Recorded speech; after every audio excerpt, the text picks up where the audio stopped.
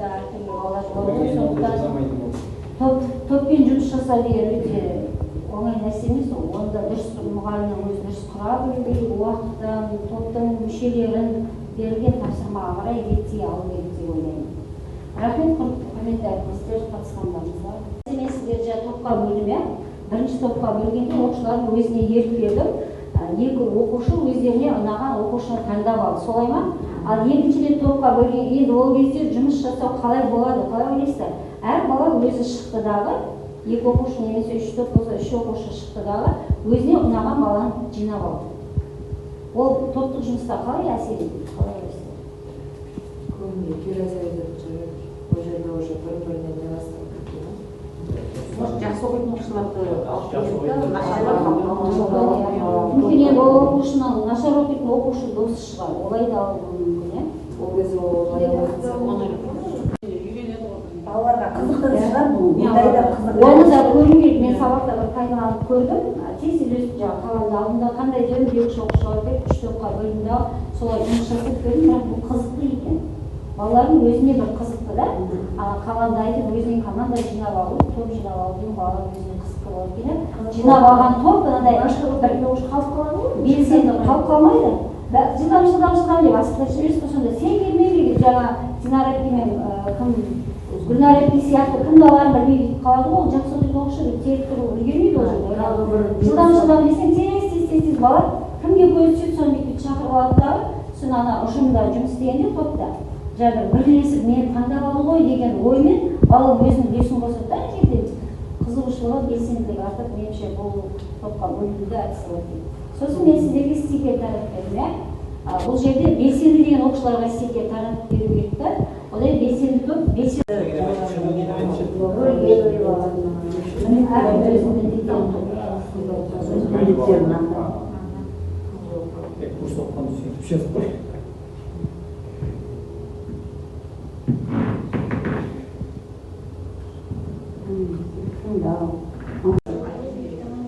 қараңдар.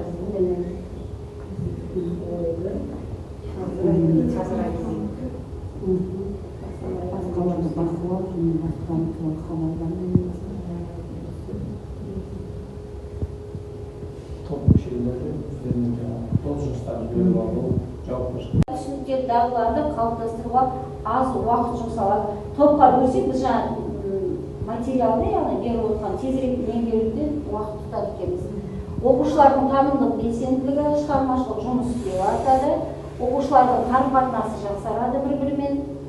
Өзіне сын көзбен қарайды үйренеді, құрбылармен бірге жұмыс істеуді, көпшілік ортада өзін көрсете алу, ол жерде өзінің пікірін қосу деген сияқты және өмірге қажетті дағдыларды үйренеді екен. Құрметті әріптестер, шеберлік сағатына қош келдіңіздер. Бүгінгі тақырыбымыз топтық жұмысты ұйымдастыру тиімділігін арттыру жолдары. Қалай ұйымдастыруға болады? Топтағы бірлескен жұмыс және оның нәтижесі туралы айтылады. Топта жұмыс істеу бізге не үшін қажет? Топта жұмыс істеу бізге сыныптағы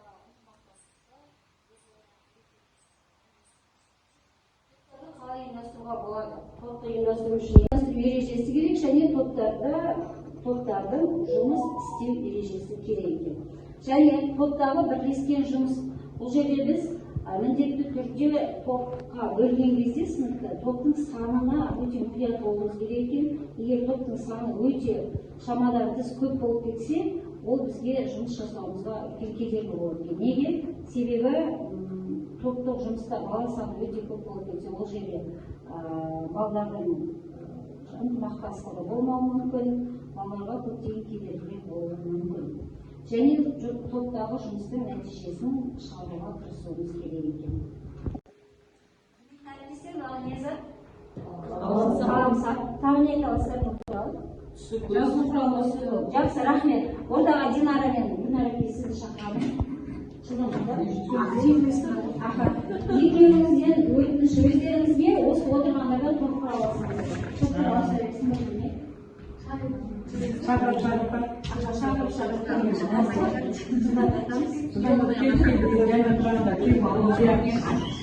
Динара, Жұмыс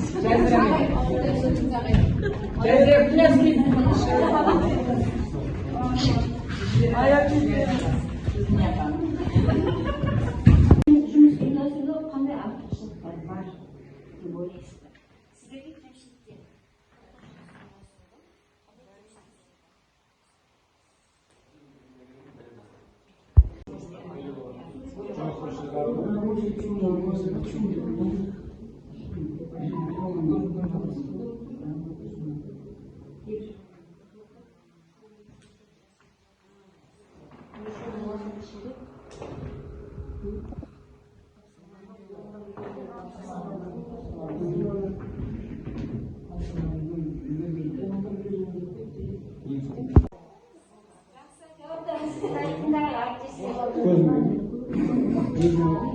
Бірінші кемшіліктермен бастасақ, Динара сізден бастайық. Шешімі бойынша жыл танымдық белсенділігімен шығармашылығын артуға көмектеседі. Екінші, бұл оқушылардың бір-бірімен қарым-қатынас артады. Одан кейін жеке жұмыстан гөрі топтық жұмысқа қарай жалпы сыныпқа тапсырма беріледі, топқа бөлінген уақытты тиімді пайдалануға көмектеседі. Екі жағынан да болып тұр, кемшілігі десек болса, артықшылығына да сонша болады. Уақытты тиімді пайдалануға болады.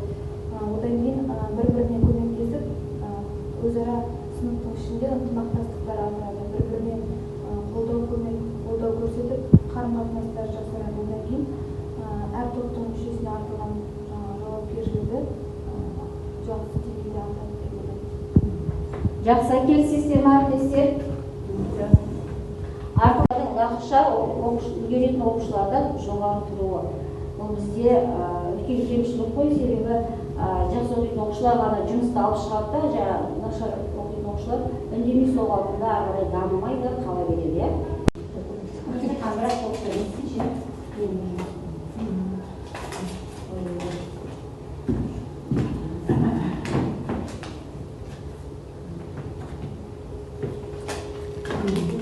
Жақсы. Осы мен сізге тарап берген мұғалімдер бір топқа бөлінсеңіздер, екінші жасындағы мұғалімдер бір топқа. Сарын алғандарымыз мына жаққа.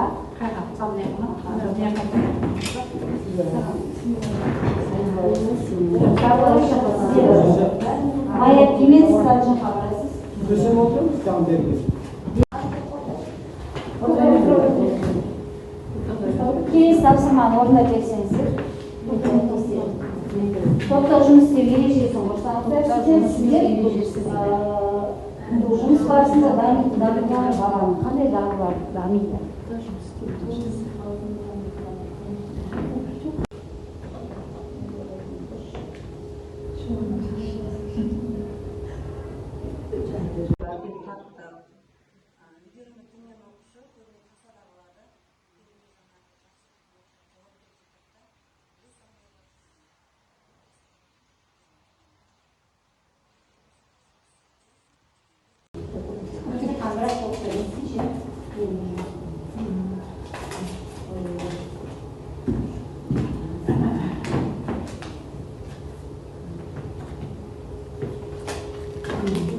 Жақсы.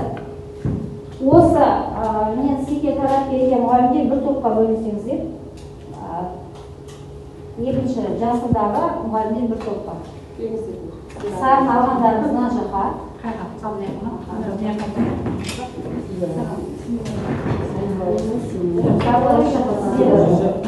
Мая Пимен сарын жаққа барасыз. Көсем отырмыз, там дербес. Келесі тапсырманы орындап берсеңіздер. Топтық жұмыс істеу ережесін қоштаңыздар. Сіздер жұмыс барысында дамитын баланың қандай дағдылар дамиды?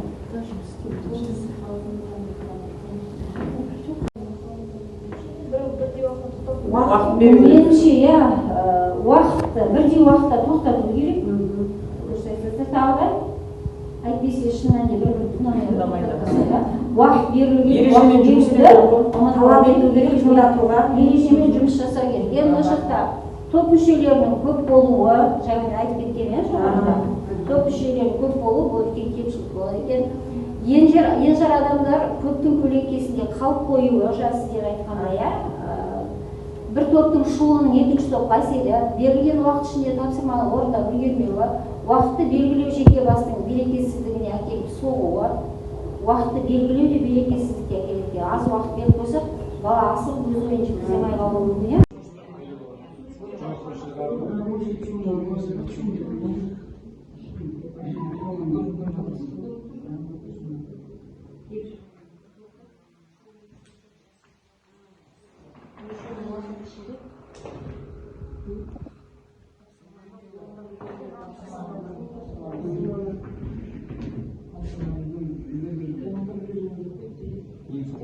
Жұмыс ұйымдастыруда қандай артықшылықтар бар деп ойлайсыздар? Сіздерге кемшіліктер?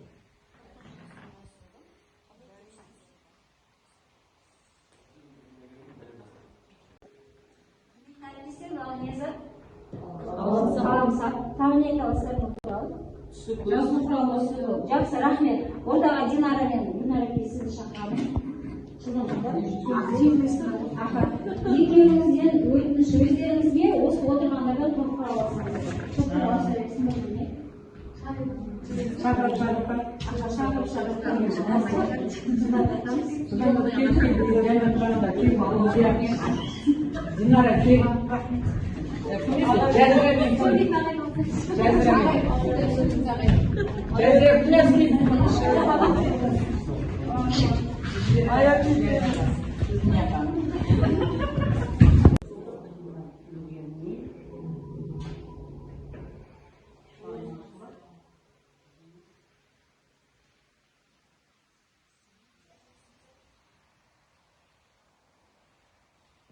Топта жұмыс істеу не үшін қажет? Ынтымақтастық пен бірлескен оқу дегеніміз не? Ынтымақтастық, өзара іс-әрекет жасау, оқыту мен оқу тәсілі, проблемаларды шешу, тапсырмаларды орындау, бірлесіп жұмыс жасау, топта оқушылардың әңгімелесу, қарым-қатынас барысында бір-бірінен білім алу үшін бізге ынтымақтастық керек екен. Және бірлескен оқуда жаңа ақпаратты бұрынғымен байланыстырады балалар, басқаның көз... Жақсы, жауаптарыңыз сіздер айтыңдар, әріптестер. Бірінші кемшіліктермен бастасақ, Динара әпке сізден бастайық.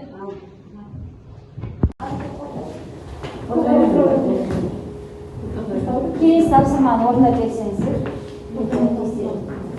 Топта жұмыс істеу ережесін қойсаңыздар, сіздер жұмыс барысында дамитындары баланың қандай дағдылар дамиды?